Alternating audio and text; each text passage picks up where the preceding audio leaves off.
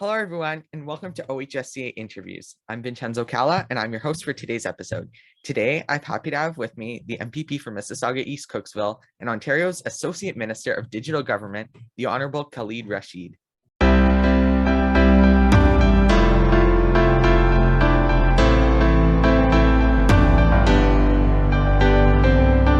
Kaleed was first elected in 2018, beating out the incumbent MPP.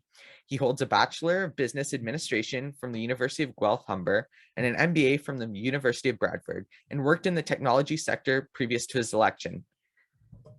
Kaleed is Ontario's first Associate Minister of Digital Government and is hard at work to help modernize and improve customer service for the people of Ontario. He's a community advocate who is dedicated to building back Ontario. Thank you, Kaleed, for your time, and thank you for joining us today. Thank you so much, Vincenzo. And again, thank you so much for having me on your show. Thank you. And we're going to start off with the interview with our question and answer segment. And all these questions come from our members of our high school team. So the first question comes from, is one of the ones I made up. And we like to start off with just being about being an MPP. So I'm going to start off with, over the past few years, we've seen the municipal, provincial, and federal governments work together like in ways never seen before. On a local level, how are you able to work together with the councillor and MP to make sure that the needs of your constituents are heard on every single level of government? No, that's a great question, Vincenzo. And first of all, welcome to all your viewers and listeners. Your question actually is something that we have been doing this for a very long time, which is, in my opinion, is called a collaboration. And one thing that we learned through this pandemic and COVID is that how important it is when we collaborate. We saw, especially during this pandemic, that how the federal government, provincial and municipal governments came together to make sure that we as Ontarians, Canadians, and especially Mississauga has the best possible services, and especially these unprecedented times. We just wanted to make sure that all the resources are available, and I think credit to all levels of government, including the provincial, that we continue to work together. And when it comes to on local issues, absolutely we work with our councillors. I have almost 4 councillors in my riding, and for every issue we work together, whether it's some development, or whether it's roads or healthcare. We all are working together to make sure, because at the end of the day, we all serve the people who have elected us, and we are here because they chose us to represent them, and we want to do our very best to make sure that we provide the best service possible to our constituents. Well, that's perfectly said. And I mean, whether your party stripes are similar or different, it doesn't matter. Once you're elected to serve the people, and you all work together. And I find it's just amazing to work together on all levels, like you said, especially during these times, to make sure that your constituents are heard. And there's lots of issues. I mean, there's been lots of COVID issues, but we need to remember that COVID issues aren't the only issues over the past 2 years. There's been all the other issues on top of the COVID issues that have continued, and just working together to make sure that all of them are heard is just a fantastic way. And like you said, collaboration. Yeah, and look, I mean, the people have elected us to work together. At the end of the day, for a small business in the riding to a homeowner, they are looking at us to work together to resolve their issues, if there are any, and this is our job. This is our responsibility to we do it. Exactly. And that's such a great, you just put it perfectly. And we'll go on to the next question, which goes into your job as the Associate Minister for Digital Government. So this question comes from Vasu in Ajax, and he asks, during a major cabinet shuffle in 2021, you were promoted to be Ontario's first ever Associate Minister for Digital Government. What roles and responsibilities do you have as the Associate Minister of Digital Government, and what do you do in that portfolio that helps everyday Ontarians? So I'm going to respond to this question with a story, and I always love to tell this story because I remember, there are few dates in your life that you never forget, whether it's birth of your child or wedding anniversaries or birthdays. And I think June 18 was the day when I received the call from Premier Ford, and he mentioned to me that I will be the Associate Minister of Digital Government. And I remember him saying that, Khalid, we want to use technology to make life easy for the people of this province. And what he meant by that is to make sure that if we have services that are available online, for consumers, or I would say the customers. I mean, at the end of the day, we serve the people of Ontario, and they are looking at us to provide best services possible. And what we at this ministry, our responsibility, if it's our core responsibility, is to make sure that we are using technology to the best to make sure that we make life easy for the people of this province. Let's say, for example, and I always use this example where I say that, as an example, my dad, who always, he's retired now, and he loves to go to Service Ontario. You will see him getting ready in the morning and putting his best suit on just to go and renew his handicap parking pass. But so, as an example, if I can remove some of the traffic, or if I can reduce some of the traffic, because sometimes when you go to Service Ontario, there is a huge lineup, and a lot of time now we can do things online as well too. But always remember, this is all about a choice. We want to give people the choice that if they want to renew, let's say, driver's license, health card, which we are now sending email messages, text messages to individuals, they have the choice to do it. It's all about convenience at the end of the day. So these are some of the things that we want to do through our ministry. We recently announced a long-term care finder, which is that now, we all have, I have elderly parents, and, the population in our province, especially baby boomers, are now retiring at some point. If somebody needs to find a long-term care home, now they can go on ontario.ca / long-term care finder and can find a long-term care which is close to their home, if there is any available, or if there's something coming down the pipe. For example, we just not too long ago, we passed a bill, fewer fees, which also means that now single window for business. Now businesses don't have to go through 6,000 different pages. They can just go on ontario.ca and can register a business. So these are some of the services that we are trying to bring online. But the main thing is that this is all about choice. We use this phrase in our ministry that Digital Ontario. Doesn't mean that everything is digitized. We just want to make sure that people have the convenience. Well, that's actually amazing, because I know that especially we've seen through the pandemic that you can do things online, that doing things online instead of in person works just as fine sometimes. Now, as you said, that is a choice. If you want to go into Service Ontario, that's fine. But just the fact that the Service Ontario line that's long down the street can be cut in half is just so much better, that you can renew other things online. It's just so, it's fantastic, and especially we've seen your government doing more digital things and even cutting unnecessary things like the license plate stickers that people would have to go and wait in line for. I mean, we had your riding neighbor on, Sharif Sabawi, last week. We talked about this.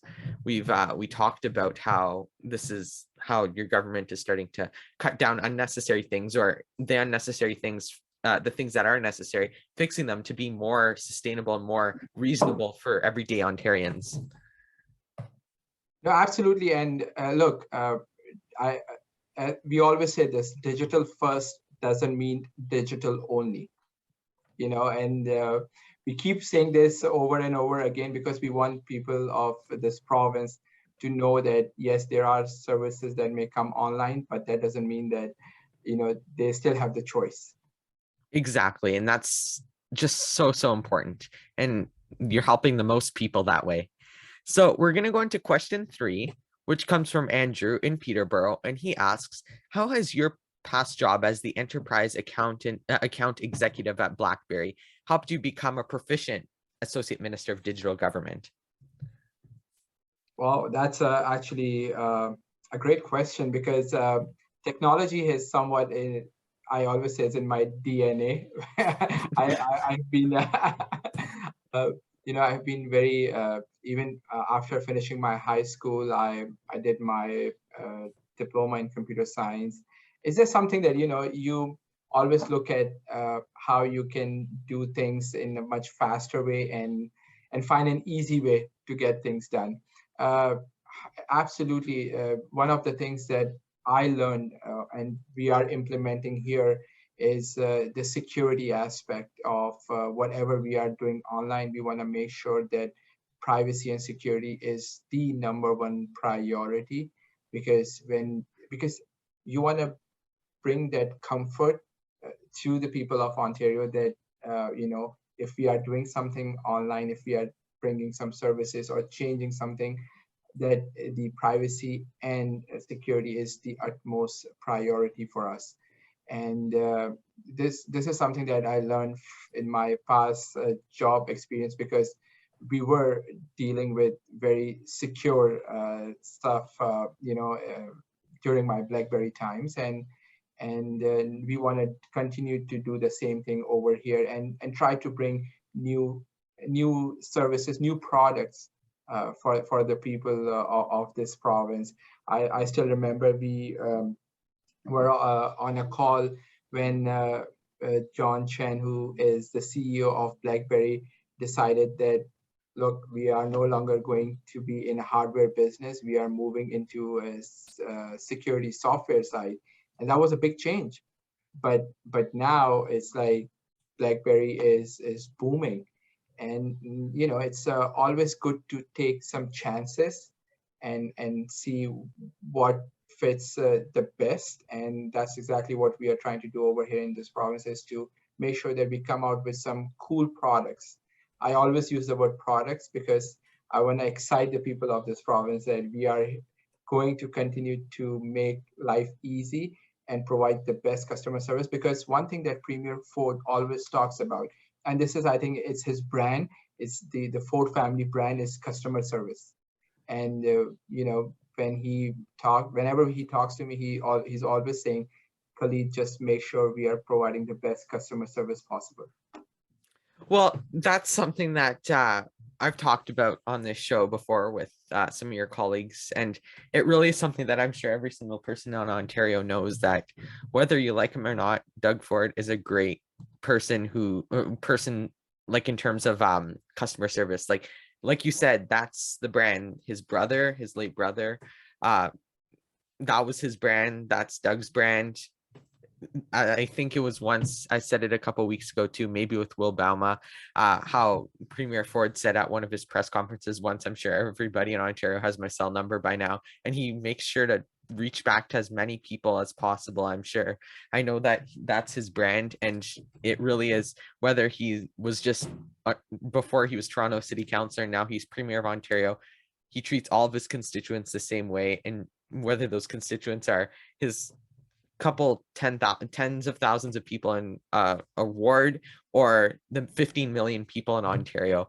It's making sure that everybody gets the best customer service, like you said, and whether that means calling the premier or just making sure that you have a good experience when you're on ontario.ca. That's the best way to do it, and it's a great way to think of things. So we're gonna go into question 4, which is kind of an election question. So it's what are, especially as a younger Ontarian, what are your thoughts on the use of social media in politics and elections, and what benefits do you see it has to connect with young voters? First of all, thank you so much for calling me a younger Ontarian. I don't know how younger I am, but look, I think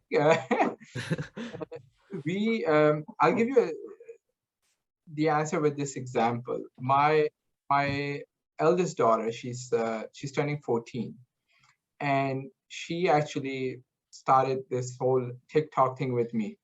And she would say that, you know, Papa, you need to be on TikTok because this is where everybody is now these days. I remember Facebook was something like, oh my God, like, you know, Facebook. Then it changed into Instagram, and then TikTok. Credit to my team, 100%.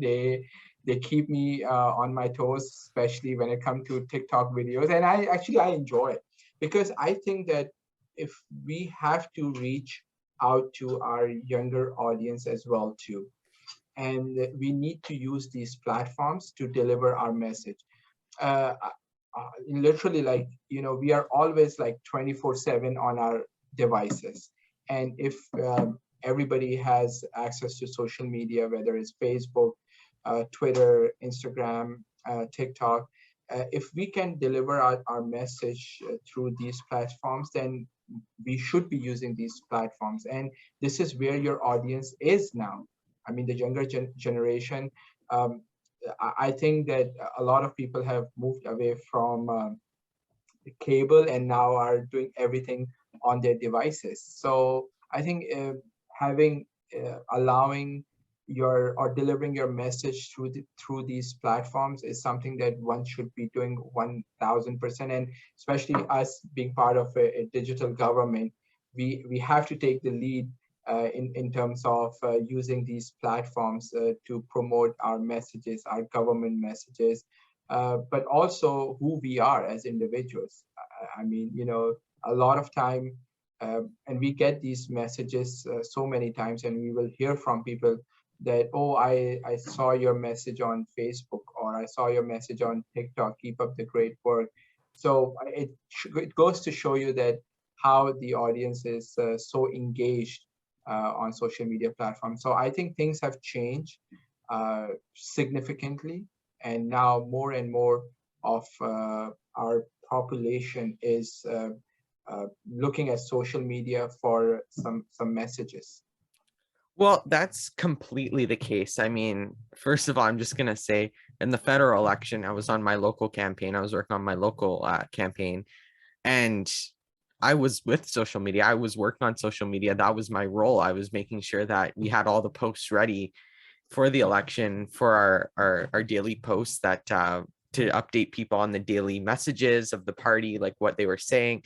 And it really is just a great way to connect with people, because not everyone's on social media, but a good number of people are on social media, and especially reaching out to those people like you said on TikTok. I mean, we're on social media. I'm sure almost 100% of the people watching this interview came here because they saw our tweet or our Instagram post or a TikTok video about this interview, that are promoting this interview coming out. It's just such a great way, and people are connecting so many more ways, especially TikTok. Like, I've been seeing, we're on TikTok and we post our stuff there, but a lot of people, especially more and more of your colleagues, I think the one that started it all was Goldie Gamari with her Queen's Park TikToks, but it's a good way to see the other side of the MPP and sort of see what they're doing and sort of the behind the scenes. It's a great way to connect, and it's just such a great way.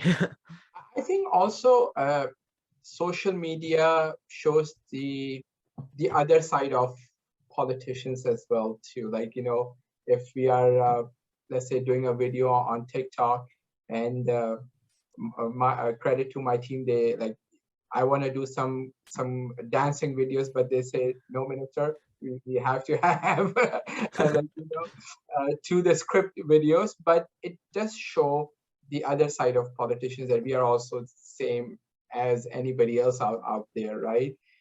And like, we have families as well too. We want to enjoy with our families that we may have traditionally not been able to showcase if there was no social media.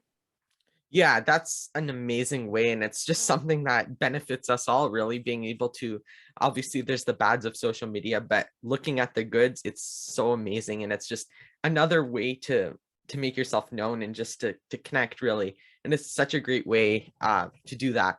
So we're going to go on to the last part, which is advice for the next generation. And I believe you're our 37th interview, and we've asked this question to every single person that comes on our show. So we ask, what should young high school conservatives do in order to get more politically active, and one piece of advice that you would give them, young political people? My advice would be to get engaged from a very early age. Whether it's like, I know, age 14, 13, 14, and start getting engaged by volunteering with your local MPs, but also have a vision. Look, I came into politics, as you said in one of your questions. I left my BlackBerry job because I wanted to do something for the future generation. If a lot of my caucus colleagues left their private sector jobs and came into politics because they wanted to do something for the next generation. So for me, I want to do something for my kids, our kids, our grandchildren, and generations to come. Just like how when my grandfather came to this country back in '67, he came because he wanted us to have a better future, and that's exactly what we want to do. So when you have that thinking, in my opinion, this is just again my opinion, then you can do a lot good, and a lot of things you can do much better, because then you're always thinking about the next generation. So for me, it's all about next generation, and I always encourage individuals whenever we are like my own volunteer team. I always say, look, you are knocking on the door for yourself, but also the next generation. And that's how we should always be. I always say passing on the baton, that, let's give it to the next generation, and then the next generation will give to the following generation. And that's how we're going to have a great province and an amazing country. Those are some great words to end our interview off on. And that's really what we try to do here at OHSCA, get people involved from a young age, 14, whatever the age you can get a membership at, it's 14. It's just so fantastic. You can do whatever, you can just get involved in so many ways, especially in election years, as this year is. We have no shortage of candidates. It's just get involved in any way you can. So thank you, Kaleed, for your time today. We really appreciate you being with us. We wish you well in the future. And that is it. We hope you enjoyed today's interview. Look for more interviews coming soon. Make sure to follow our Twitter, Instagram, Facebook, and TikTok accounts. There you go, social media, at Ontario HS Cons for more info about our next interview, for more great content. Look at our website, ontariohsconservatives.org, to learn more about us, see our projects for more great content. YouTube viewers, like this video, subscribe to the channel, and don't forget to click the notification bell. Podcast listeners, follow us and stay updated with new episodes. We hope to see you all soon. Thank you. Thank you so much.